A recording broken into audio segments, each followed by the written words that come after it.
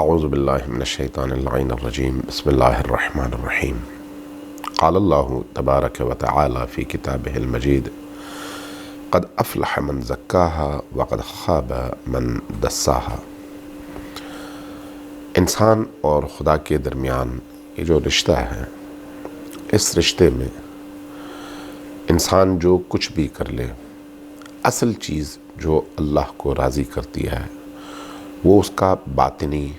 اور اندرونی اخلاص ہے۔ اگر انسان خالصتاً للہ کوئی چھوٹے سے چھوٹا کام بھی انجام دے، اللہ کی بارگاہ میں اس چھوٹے کام کی قدر و قیمت بے انتہا زیادہ ہے۔ لیکن اگر انسان بہت بڑا کام کرے لیکن اس کام کے پیچھے اللہ کے لیے اخلاص کی نیت شامل حال نہ ہو، تو ایسا انسان ان بڑے بڑے کارناموں کے انجام دینے کے باوجود بھی اللہ کی بارگاہ میں سرخرو نہیں ہے۔ اللہ تبارک و تعالیٰ نے قرآن کریم میں بار بار جس چیز کی طرف ہمیں متوجہ کیا ہے وہ پاکیزگی، تقوی اور اخلاص ہے۔ اس لیے قرآن کہتا ہے کہ انما یتقبل اللہ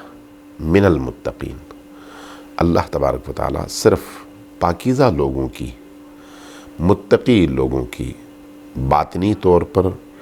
نورانی لوگوں کی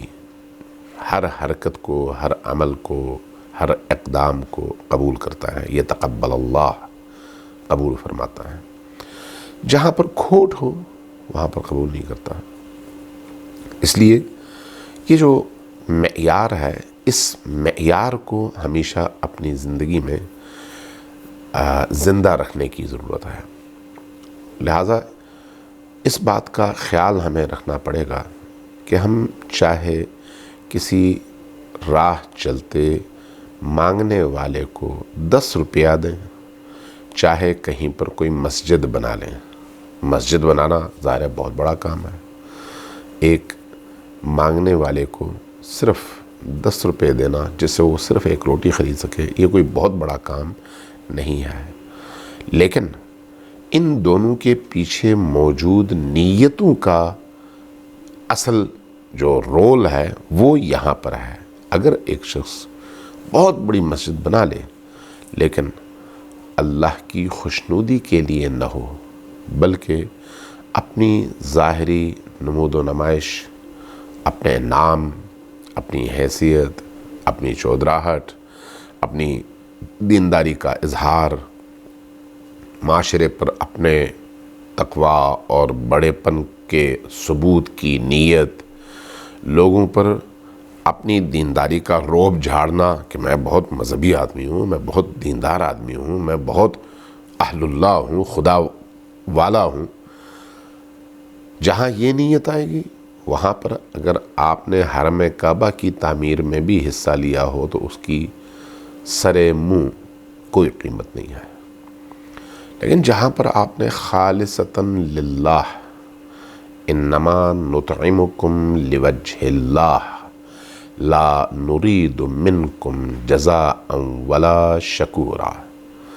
جہاں آپ نے صرف اللہ کی نیت سے کوئی چیز دی، چاہے وہ چیز ایک روٹی ہی کیوں نہ ہو، تو اللہ اس کو جو مقام دیتا ہے وہ حرم خدا کی تعمیر کو بھی وہ مقام نہیں دیتا۔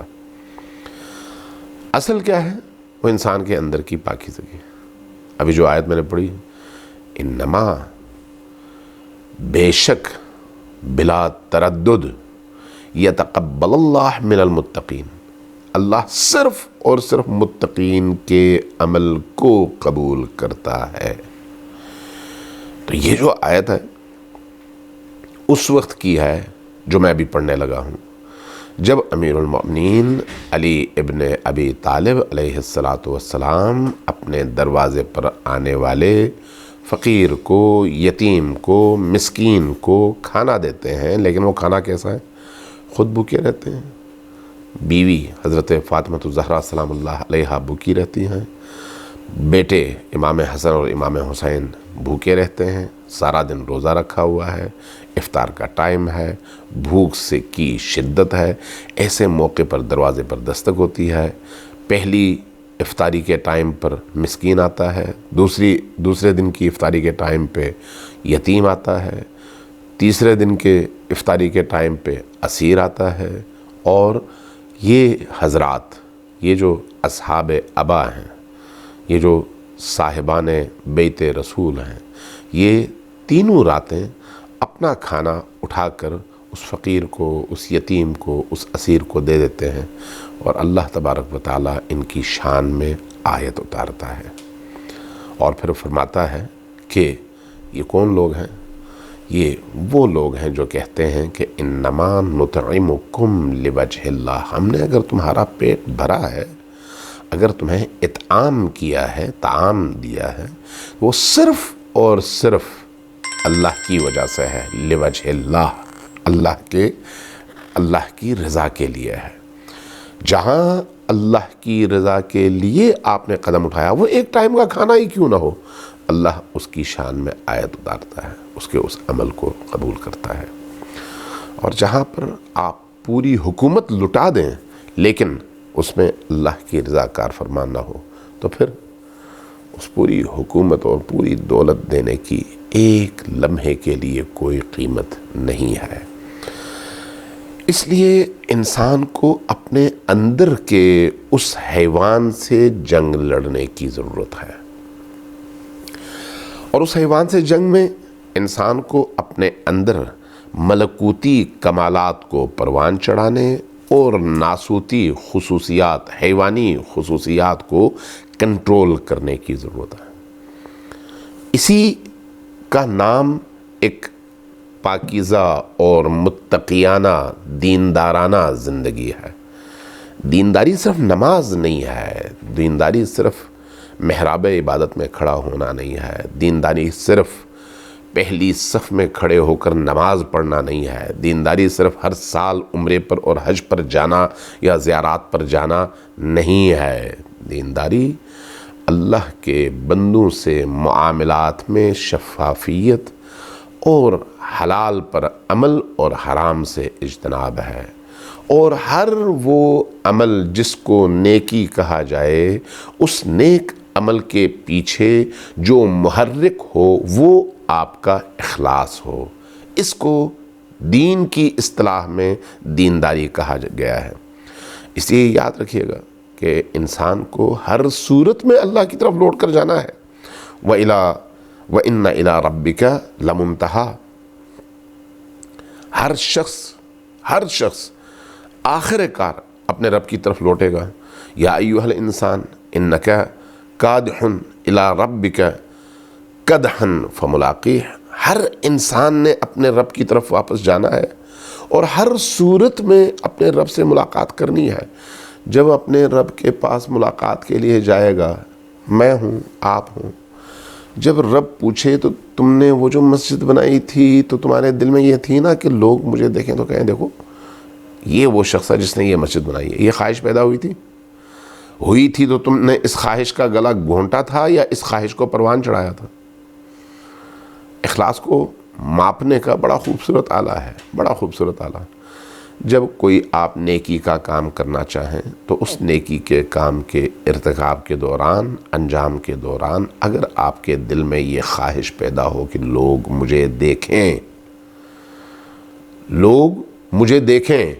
یہ جو خواہش پیدا ہوتی ہے، یہ خواہش بتاتی ہے کہ آپ کا عمل لوگوں کے لیے ہے، خدا کے لیے نہیں ہے۔ اگر آپ نے ایک نیک عمل انجام دیا اور لوگوں نے اس کو نہیں دیکھا اور آپ کے دل میں یہ خواہش پیدا ہوئی کہ لوگوں نے نہیں دیکھا، میں کسی طرح سے لوگوں کو بتاؤں کہ میں نے یہ کام کیا ہے، اس کا مطلب یہ ہے کہ آپ نے لوگوں کے لیے کیا ہے، اللہ کے لیے نہیں کیا۔ یہیں سے انسان خود اپنے بارے میں اپنے آپ کو تول سکتا ہے اور اس کسوٹی پر پرکھ سکتا ہے کہ اس نے جو عمل انجام دیا وہ کس کے لیے انجام دیا۔ یہ جو خواہش ہے کہ مجھے لوگ دیکھیں، یہ جو خواہش ہے کہ میری نیکی کو لوگ دیکھیں، یہ جو خواہش ہے کہ لوگ میری تعریف کریں، یہ جو خواہش ہے کہ میں لوگوں کی نگاہ میں بہت اچھا بن جاؤں، یہی خواہش حب ذات سے نکلنے والی خواہش ہے، اور اس حب ذات کو عمل کے انجام دینے کے حوالے سے تو اللہ نے قبول کیا، اس لیے کہ اس نے خود ہمارے وجود کے اندر یہ صفت رکھی، لیکن اس حد سے باہر نکل کر اسی عمل کی انجام دہی میں جو کہ اللہ کا ہونا چاہیے تھا، اللہ کے بندوں کو شریک کرنے کو منع کیا، کہا کہ یہ حدود سے تجاوز ہے۔ لہٰذا اگر تم حب ذات رکھتے ہو تو برا نہیں ہے، لیکن اس حب ذات کی حدوں سے جب باہر نکل جاؤ گے تو تمہارا سارا عمل ضائع ہو جائے گا۔ اس ضائع ہونے سے بچانے کے لیے حب ذات کو کنٹرول کرنا ضروری ہے۔ وہ جو نفس کی خواہش ہے، اس نفس کی خواہش کو کنٹرول کرنا ضروری ہے۔ اسی طرح جس طرح سے آپ کو شادی کا حکم دیا گیا ہے، آپ کے اندر شہوت ہے، ہم سب کے اندر ہے، لیکن اس شہوت کے استعمال کے لیے نگاہ، زبان، کان، اپنے اعضاء و جوارح اور اپنے وجود کا جائز اور درست دائرے کے اندر استعمال کنٹرول کہلاتا ہے، اور اس کنٹرول سے باہر چھوڑ کر ان کو نگاہوں کو آزاد کر دینا، کانوں کو آزاد کر دینا، جو سننا چاہو سنو، جو بولنا چاہو بولو، جو دیکھنا چاہو چونکہ تمہارا دل چاہتا ہے اس لیے دیکھو، تو یہ اس شہوانی خواہش کو دین کے بتائے ہوئے دائرے میں محدود کرنے کی بجائے آزاد چھوڑ دینا ہے۔ یہیں سے انسان تنزل کی طرف جاتا ہے اور حیوانیت کی طرف جاتا ہے۔ تو اللہ تبارک و تعالیٰ اس انسان کو اس کے اندر کی ان خواہشات کو کنٹرول کرنے کے لیے رستہ بتاتا ہے اور کہتا ہے کہ تم اس طرح سے کرو۔ یہی وجہ ہے کہ بی بی دو عالم فاطمۃ الزہرا سلام اللہ علیہا نے ایک عجیب جملہ ارشاد فرمایا، وحیانی جملہ ہے یہ، جس کی بنیاد وحی خدا ہے، اللہ کے دیے ہوئے علوم کی وارثہ ہے۔ وہ فرمایا کہ من اسعد الی اللہ خالصۃ عبادتہ انزل اللہ علیہ افضل مصلحتہ، جو شخص اللہ کی بارگاہ میں اپنی خالص ترین ملاوٹ سے پاک خالص عبادت بھیجے گا، اللہ تبارک و تعالیٰ اس کے حق میں وہ بہترین مصلحت نازل کرے گا جس کی اس کو سب سے زیادہ شدید ضرورت تھی۔ چونکہ آپ خالص چیز بھیجیں گے تو اللہ کی طرف سے بھی آپ کی مصلحت میں خالص ترین مصلحتیں اتریں گی، لیکن آپ نے اگر ملاوٹ شدہ چیز بھیجی تو اس کے ہاں اس کا ترازو بڑا دقیق اور بڑا ہی حساس ہے۔ ذرہ برابر ملاوٹ ہو تو ملاوٹ شدہ چیز کو اس کا ترازو اٹھا کر باہر پھینک دیتا ہے۔ اللہ تبارک و تعالیٰ سے دعا ہے کہ ہمیں اپنے عمل میں اخلاص کی توفیق اور سعادت نصیب فرمائے۔ والسلام علیکم ورحمۃ اللہ وبرکاتہ۔